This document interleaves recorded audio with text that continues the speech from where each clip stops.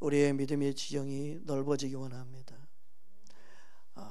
오늘 본문 말씀은 야베스의 기도이지만 이 기도는 우리를 향한 믿는 하나님의 자녀에게 주신 기도이기도 하고, 이 기도는 예수님을 통해서 실은 이루어진 겁니다. 믿는 자들에게 주신 말씀입니다. 오늘 말씀을 통하여 하나님의 뜻을 더 깊이 깨닫는 저와 여러분 되기 원합니다.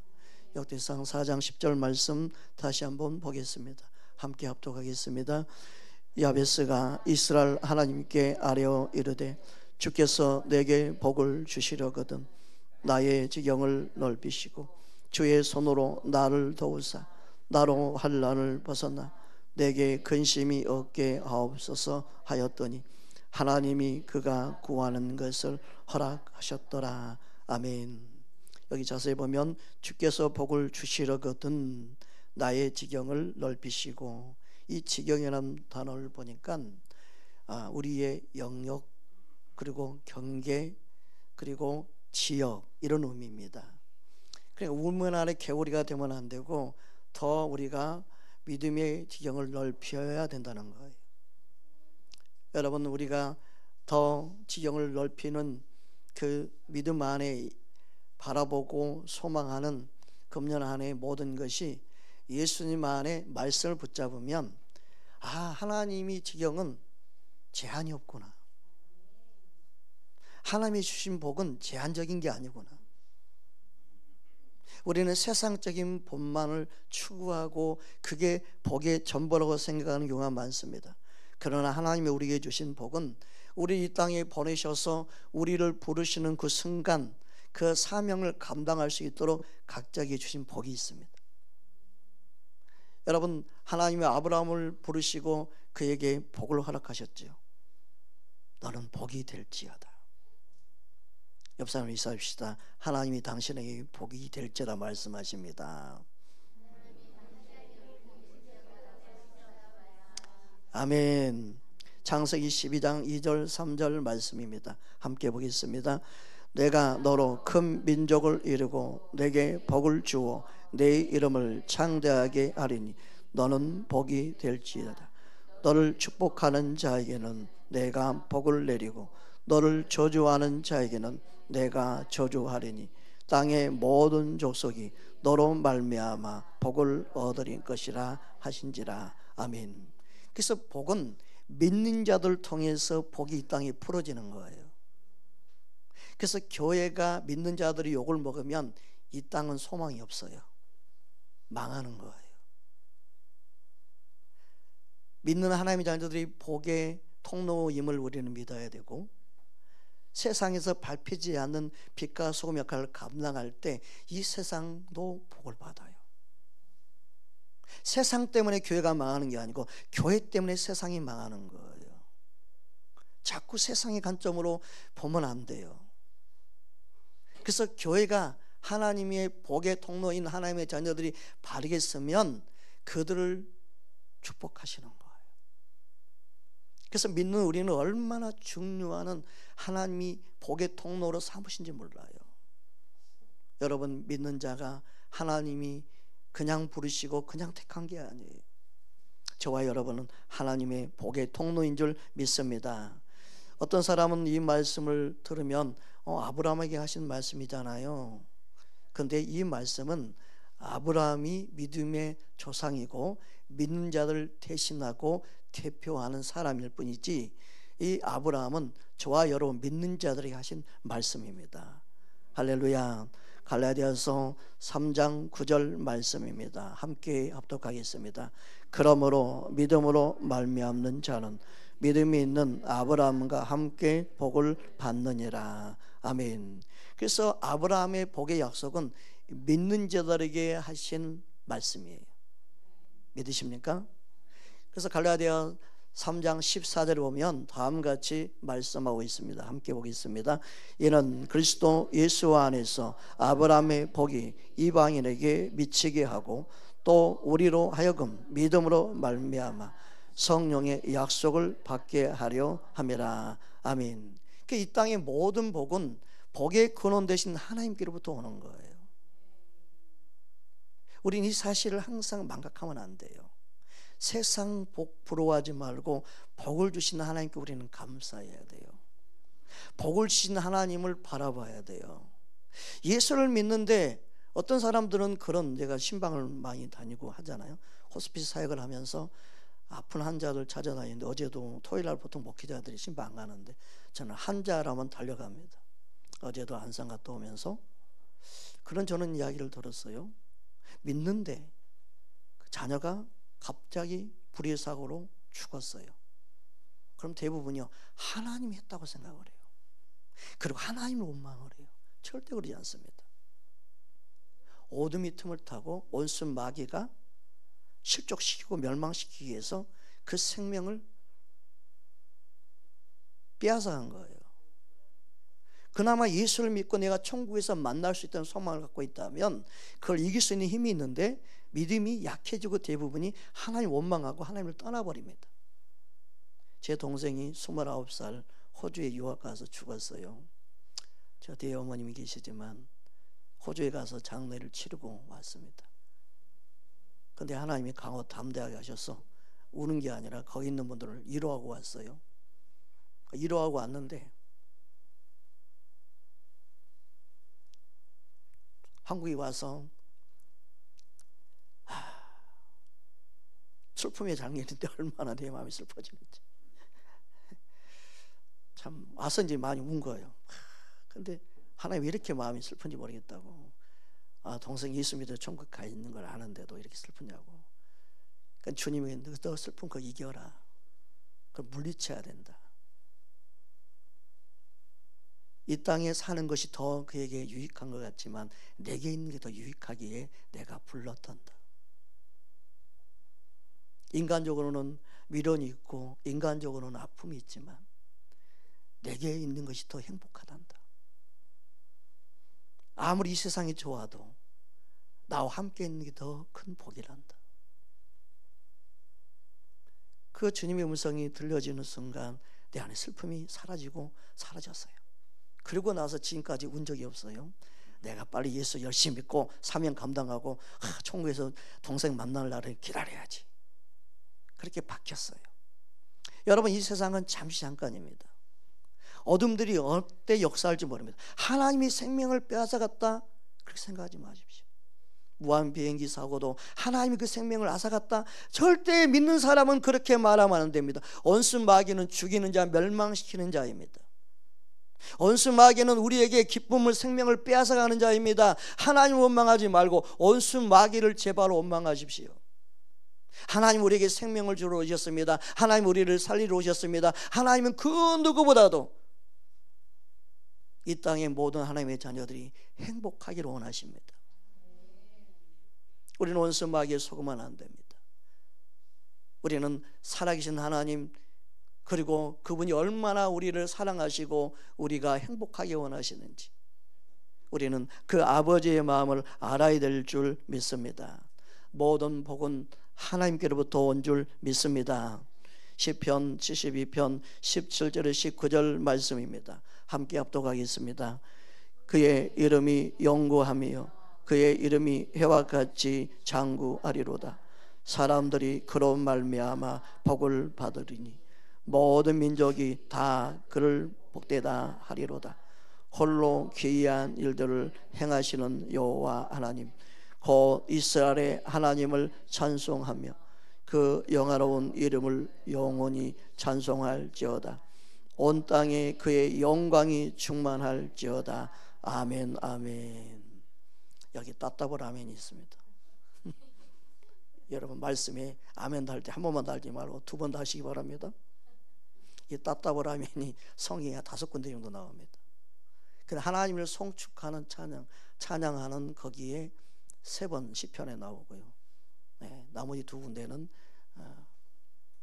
구약의 말씀 보면 2군데 더 나와 있습니다. 여러분, 하나님을 찬양하는 일에는 우리가 말할 수 없는 화답이 일어나야 되죠. 복은 하나님께로부터 오는 거예요. 이 세상 사람들이 하나님의 복을 누리면서도 하나님 아버지께서 주신 걸 모르는 게 안타까워야 되죠. 부러워할 걸 부러워하지 마십시오. 많이 맡긴 자에게는 하나님 많은 걸 요구합니다. 많이 맡긴 자는 많은 것을 찾기 원하십니다. 하나님이 그들에게 맡겼지만 하나님이 모르는 그들이 불쌍한 거예요. 여러분, 하나님이 주신 복 마음껏 누릴 수 있기를 주의 이름으로 축복합니다. 그렇다면 하나님이 우리에게 주신 가장 큰 복은 여러분 뭐라고 생각합니까? 세상의 방법으로 교회 안에 출세, 성공, 좋은 대학, 좋은 직장, 그것을 최고로 복으로 생각한다면 오늘날 많은 사람들이 어떻게 교회를 들을 수 있겠습니까? 교회는 그런 걸로 차별하거나 그런 걸로 평가하면 안 됩니다. 우리에게 가장 신령한 복은 하나님의 자녀가 된 복입니다. 에베소 1장 우리 3절에서 5절까지 보겠습니다. 함께 합독합니다. 찬송하리로다. 하나님 곧 우리 주 예수 그리스도의 아버지께서 그리스도 안에서 하늘에 속한 모든 신령한 복을 우리에게 주시되 곧 창세전에 그리스도 안에서 우리를 택하사 우리로 사랑 안에서 그 앞에 거룩하고 흠이 없게 하시려고 그 기쁘신 뜻대로 우리를 예정하사 예수 그리스도로 말미암아 자기의 아들들이 되게 하셨으니 아멘. 그래서 하나님이 가장 신령한 복은 뭐냐? 하나님의 아들들이 된 거예요. 하나님의 자녀들이 된 거예요. 옆에 인사합시다. 당신은 하나님의 자녀입니다. 한 번 더 인사합시다. 당신은 하나님의 신령한 복을 받은 자입니다. 그래서 하나님의 자녀가 됐다는 이 사실을 깨닫고 아는 것이 그냥 우연이 아니라 하나님이 우리에게 주신 가장 신령한 복의 복이에요. 놀라운 일, 귀한 일을 행하신 거예요. 내가 하나님의 자녀가 됐다는 이 사실을 아는 것, 여러분 복 받은 자입니다. 교회 안에서 제발 세상 복 이야기하지 마십시오. 세상 성공 이야기하지 마십시오. 제발 정치 이야기도 하지 마십시오. 예수 믿는 사람이 정치하고 싸우고 부부싸움하고 목사님 누구 편이 맞아요? 아이고 그런 전혀 하지 마세요. 제발.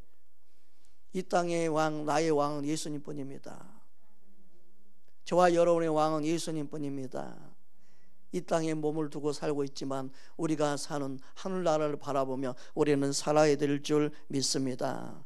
그래서 하나님이 우리에게 주신 복은 신령한 복이에요. 신령한 복이라는 말을 해석하면 뭐예요? 영적인 복이라는 거예요. 육신으로 바라보는 복이 아니라는 거예요. 신령하다는 오늘 보면 영적인 복, 영의 복, 그런 의미예요. 우리는 영으로 하나님의 자녀가 되었어요. 육신으로는 박씨, 김씨, 씨 다 틀리지만 영적으로는 하나님이 우리 아버지예요. 그래서 하나님이 주신 복을 받아 누리는 그 사람이 진짜 복을 받은 사람이에요. 여러분, 교회에 세상 복을 자랑하지 말고 하나님이 주신 믿음의 복을 자랑할 수 있는 저와 여러분 되기를 주의 이름으로 축복합니다. 하나님의 자녀로 산다는 것은 무엇입니까? 이 세상에는 걱정 근심이 많습니다. 그러나 그 근심을 이깁니다. 그리고 여러분 근심을 물리쳐야 되는 거예요. 여러분 어떤 근심이든 우리는 근심을 받아들이면 안 돼요. 따라합시다. 예수의 이름으로 모든 근심은 내게서 떠나갈지어다. 왜냐하면 하나님이 우리에게 주신 복은 근심을 주시는 복이 아니에요. 하나님이 우리에게 주신 복은 근심을 겸하여 주지 않습니다. 그래서 우리가 근심이 들어오는 것은 당연하게 받아들이면 안 돼요. 물리쳐야 되는 거예요. 할렐루야. 잠언 10장 22절 말씀 우리 함께 보겠습니다. 여호와께서 주시는 복은 사람을 부하게 하고 근심을 겸하여 주지 아니하시느니라. 아멘. 그래서 근심을 가지고 있는 사람 특징이 뭐냐면 육신으로 세상을 쫓아서 자신의 소욕을 쫓아 세상에 빠져드는 사람이 근심에 빠지는 거예요.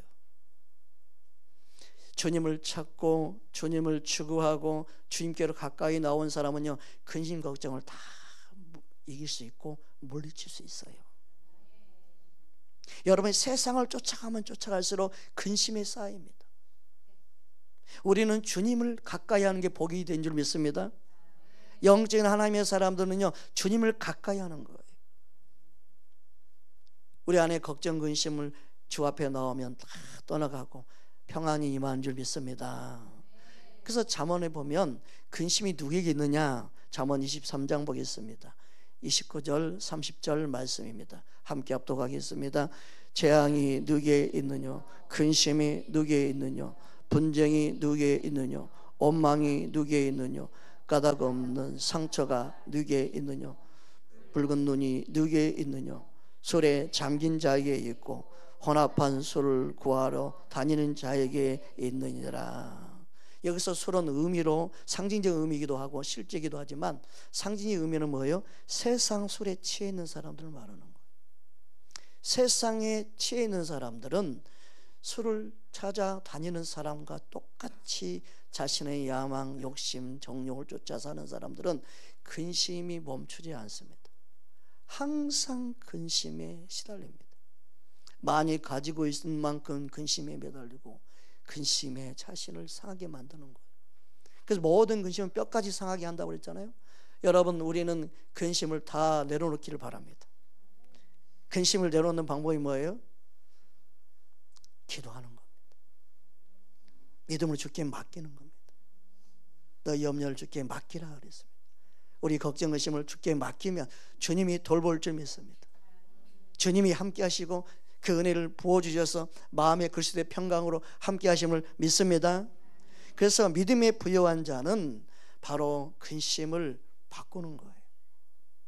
믿음에 부여한 자는 마음이 항상 기쁩니다. 여러분 안에 하나님의 나라 천국을 누리며 살기를 주의 이름으로 축복합니다. 고린도후서 6장 10절 말씀입니다. 함께 보겠습니다. 근심하는 자 같으나 항상 기뻐하고 가난한 자 같으나 많은 사람을 부유하게 하고 아무것도 없는 자 같으나 모든 것을 가진 자로다. 아멘. 옆 사람 인사합시다. 당신의 믿음의 지형이 넓혀지는 한 해 되길 바랍니다. 할렐루야. 그래서 믿음의 지경은 우리의 근심이 우리의 생각과 마음 그리고 환경을 눌리게 하면 안 돼요. 근심 있을 때마다 주의 이름을 부르십시오. 여러분의 염려를 주께 맡기면 주님이 참된 은혜를 부어주셔서 마음과 생각을 지켜줄 줄 믿습니다. 그래서 우리는 아무것도 염려하지 말라고 말하는 주님의 말씀 붙잡아야 됩니다. 우리 생각과 마음을 지켜주신 주님께 맡겨올 수 있기를 주님으로 축복합니다. 그래서 주님이 우리에게 주시는 그 은혜는 보십시오. 많은 사람들이 기도를 하는데 나는 소망합니다. 소망하면 끝나요. 여러분, 기도는 소망이 아니에요. 기도가 역사하려면 믿어야 되는 거예요. 우리는 믿는 자가 하나님의 역사를 보는 거지 그냥 소망만 하고 있으면 안 돼요. 소망은 소망일 뿐이에요. 하나님은 소망이 하나님이죠. 그러나 그 소망의 하나님을 믿는 자에게 역사하신 하나님이죠. 우리는 소망만 하고 있으면 안 됩니다. 어떤 사람이 기도를 하는데 소망만 하고 있다. 낫기를 소망만 하고 있다. 좋아지기를 소망만 하고 있다. 여러분, 믿음은, 하나님 기뻐하는 믿음은 소망만 하고 있는 게 아니에요. 소망하는 것이 이루어질 걸 믿어야 되는 거예요. 여러분, 믿는 하나님의 사람 되기를 주의 이름으로 축복합니다. 히브리서 11장 1절 2절 말씀입니다. 함께 보겠습니다.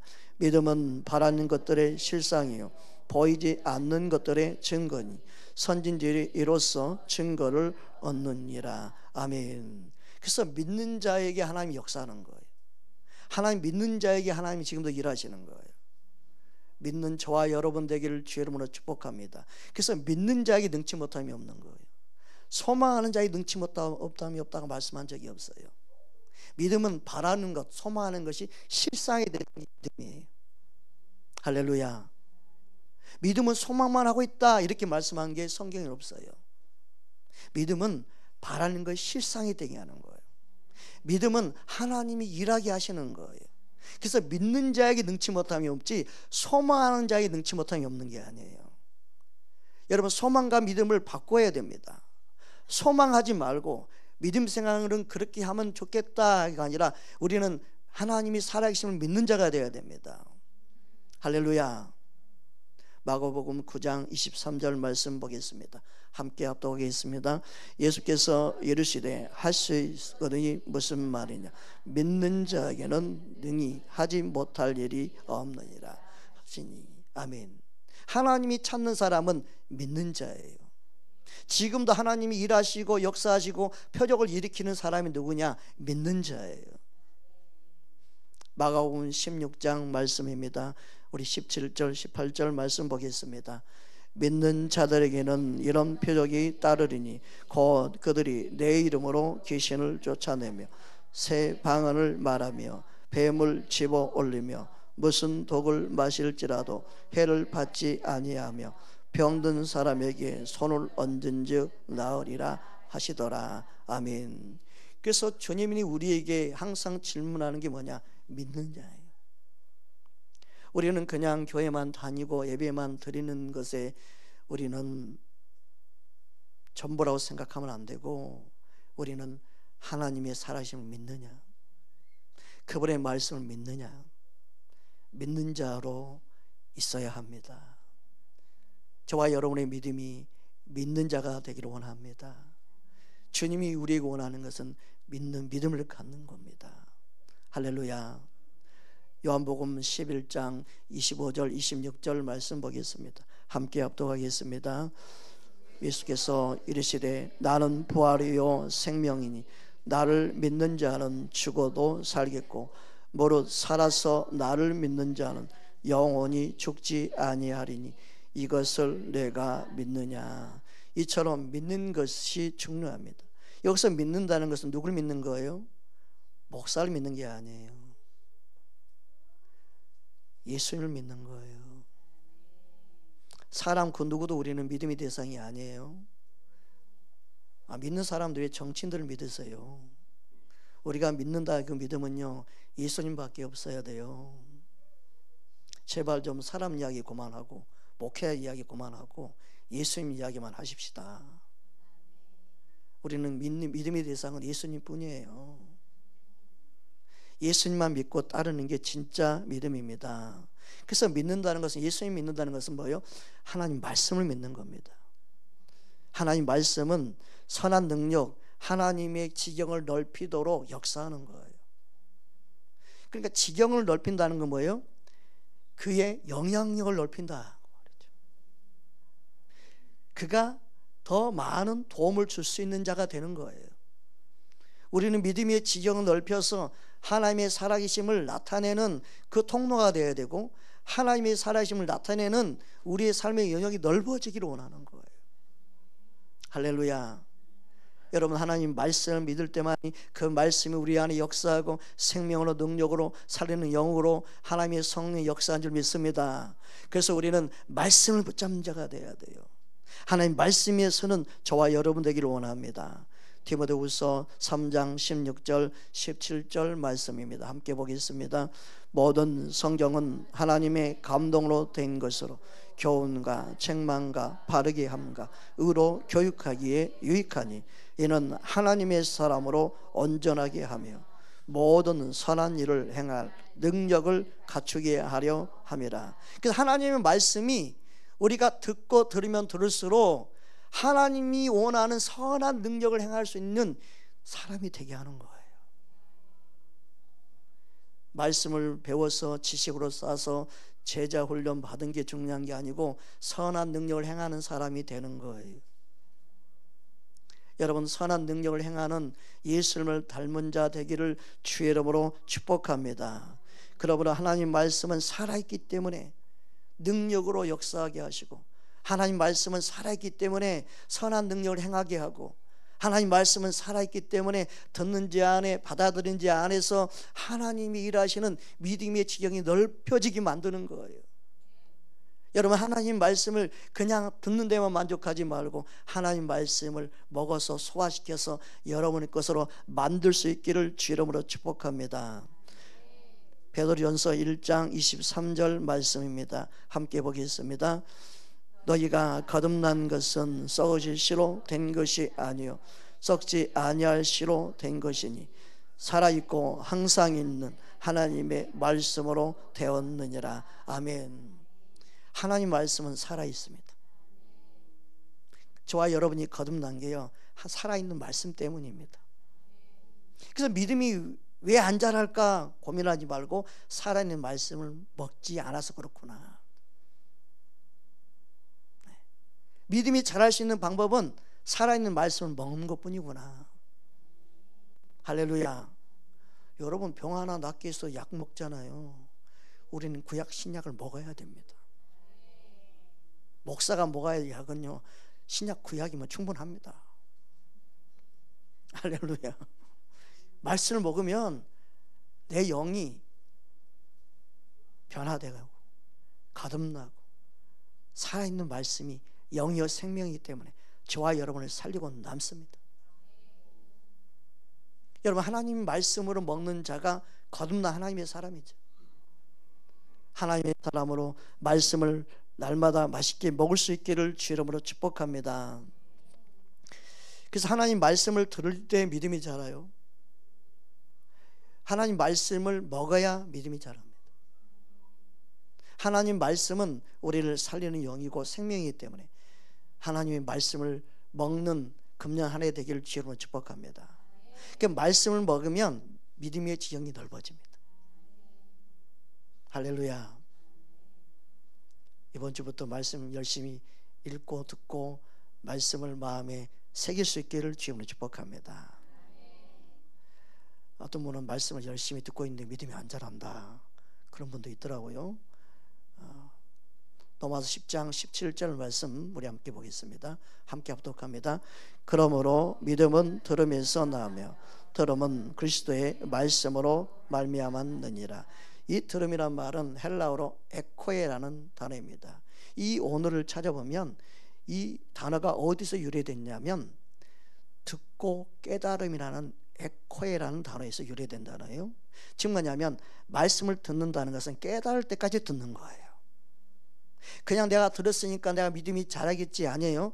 듣고 깨달을 때 믿음이 자란다는 의미예요.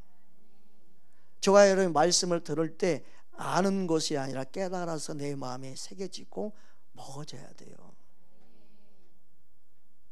제가 어떤 환자를 보니까 입으로 먹은 게 먹은 게 아니더라고요. 먹었는데 토해버린 사람이 있더라고요. 비싼 약을 줬는데 입에 넣고 토해버린 게 속이 상해. 그럼 다시 줘가지고 좀 꿀꺽 삼키려고, 근데 입에 넣고 오물오물 거리만 있지 그 약이 쓰니까 다시 또 토해버려요. 입에 넣다고 해서 먹는 게 아니더라고요. 꿀꺽 삼켜야 돼. 여러분, 들었다고 해서 듣는 게 아니에요. 듣고 깨달아야 돼요. 그래서 하나님 말씀이 듣고 깨달을 때 믿음이 자랍니다. 여러분, 세상 이야기 그만 듣고 하나님 말씀을 듣고 여러분 믿음이 자라기를 주의 이름으로 축복합니다. 하나님의 말씀은 그래서 듣는 자 가운데 역사하고 그리고 받아들인 그들 안에 반드시 하나님은 일하십니다. 왜요? 말씀은 살아있기 때문에. 말씀은 씨앗입니다. 분명히 자랍니다. 열매 맺게 합니다. 여러분 마음판에 말씀이 씨앗이 뿌려지기 원합니다. 할렐루야, 할렐루야. 데살로니가전서 2장 13절 말씀입니다. 함께 보겠습니다. 이러므로 우리가 하나님께 끊임없이 감사함은 너희가 우리에게 들은 바 하나님의 말씀을 받을 때 사람의 말로 받지 아니하고 하나님의 말씀으로 받음이니 진실로 그러하도다. 이 말씀이 또한 너희 믿는 자 가운데서 역사하느니라. 아멘. 그래서 믿는 것은 하나님 말씀을 받아들이는 게 믿는 거예요. 믿음이 자랄 수 있는 방법은 하나님 말씀을 내가 얼마만큼 듣고 깨닫는 거예요. 하나님 말씀을 듣고 깨닫는 만큼 변화됩니다. 믿음이 자랍니다. 믿음의 지경이 넓어질 줄 믿습니다. 왜 그렇습니까? 하나님이 곧 우리에게 말씀으로 오셨고 이 말씀이 곧 하나님이기 때문에 그렇습니다. 그래서 말씀을 멸시한 자 하나님 멸시한 자라고 그랬습니다. 따라합시다. 하나님이 말씀하십니다. 말씀이 곧 하나님입니다. 아멘. 그러니까 요한복음 1장 1절에 다음과 같이 말씀하고 있습니다. 함께 합독하겠습니다. 태초에 말씀이 계시니라. 이 말씀이 곧 하나님과 함께 계셨으니 이 말씀이 곧 하나님이시니라. 아멘. 어제 안산에 한우 신방을 갔는데 가는 길에 이제 기도하면서 가거든요. 주님 어떤 말씀을 전할까요? 성령 감동받기 위해서 기도하는데 말씀을 주셨어요. 근데 그 말씀을 주시면서 내가 너를 보낸 이유는 말씀을 전달하기 위해서 보내는 거다. 그리고 하나님이 일하심은 구약이나 신약이나 오늘날 목회자나 다 마찬가지다. 내가 말씀을 보내라고 그들을 세운 거다. 나의 일은 말씀을 보내서 그 받아들인 자 가운데 일하는 것이다. 그 깨달음을 주셨어요.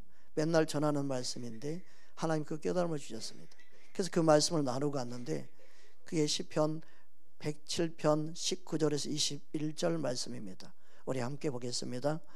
이에 그들이 그들의 고통 때문에 여호와께 부르짖으매 그가 그들의 고통에서 그들을 구원하시되 그가 그의 말씀을 보내어 그들을 고치시고 위험한 지경에서 건지시는도다. 여호와의 인자하심과 인생에게 행하신 기적으로 말미암아 그를 찬송할지로다. 아멘. 하나님이요 말씀을 보내는 거예요. 그냥 사람을 보내는 게 아니라 말씀을 보내는 거예요. 사람들은 신방이나 뭔가 목회자를 초청하면 목사님들 그리고 신방대원들을 환영하고 받아들이는데 마음을 빼앗기고 분주하고 그러는데 그날 내게 말씀을 어떤 말씀을 내게 주실까? 말씀을 받을 준비를 해야 되는 거예요. 그리고 말씀을 붙잡아야 되고 말씀을 보내서 하나님 일하시는 거예요. 기적과 놀라운 하나님의 살아계심을 누구에게 역사하시냐? 말씀을 받아들인 자에 역사하는 거예요. 아픈 환자들이 그 사람을 바라보고 이 사람이 이 목회자가 나를 고칠 것이다 역사하지 않습니다. 그렇게 치유받으면 그때뿐입니다. 오래 가지 않습니다. 의심이 들어오거든요. 하나님을 신뢰하는 믿음이 없으니까 어느 집회 가서 나왔는데 다시 치유는 사라지고 재발하는 이유가 왜 있냐면 그들이 붙잡아야 될 말씀을 붙잡지 않아서 그러는 거예요. 자꾸 현상에 빠지지 말고 살아있는 말씀, 생명의 말씀, 저와 여러분 믿는 자들의 역사하시는 하나님 말씀을 붙잡아야만이 그 치유가 온전한 치유가 일어나고 변함없는 신실한 하나님을 믿기 때문에 하나님이 말씀을 통해 일하시는 그 놀라운 일을 경험하게 되는 거예요. 우리는 하나님의 말씀 보내서 일하신다는 사실을 믿어야 합니다. 저와 여러분이 말씀에 서야 흔들리지 않습니다. 말씀 붙잡고 여러분 믿음이 흔들리지 않는 믿음 되어질 때 여러분의 믿음의 지경은 넓어질 것입니다. 어떤 성도는 아직도 큰 교회 건물 지어진 화려한 교회를 쫓아다니고 이 교회가 큰 교회, 내가 다니는 교회 큰 교회니까 나의 믿음도 크다고 생각하는 착각 속에 빠지는 성도들이 오늘날 얼마나 많은지 모릅니다. 진짜 믿음은 그게 아닙니다. 진짜 믿음은 그가 말씀을 붙잡고 있느냐입니다. 말씀 붙잡고 있으면 그는 강야에서도 살아남습니다. 어떤 폭풍 속에서 살아남을 수 있습니다. 그는 흔들림이 없습니다. 이 세상의 어떤 이치에 있어도 보잘것없는 일을 하며 산다 할지라도 그는 말씀 붙잡고 있다면 가장 하나님 보시기에 위대한 사람이고 놀라운 사람이요 존귀한 사람입니다. 저와 여러분이 믿음의 눈으로 사람들을 바라보는 진짜 주님의 시선을 갖기를 주의 이름으로 축복합니다. 따라합시다. 하나님은 내게 말씀을 보내십니다. 아멘. 여러분 말씀 붙잡고 믿음의 선한 싸움 싸우시고 믿음의 지경이 더 넓어지는 한 해가 되기를 주의 이름으로 축복합니다. 우리 함께 찬양하겠습니다.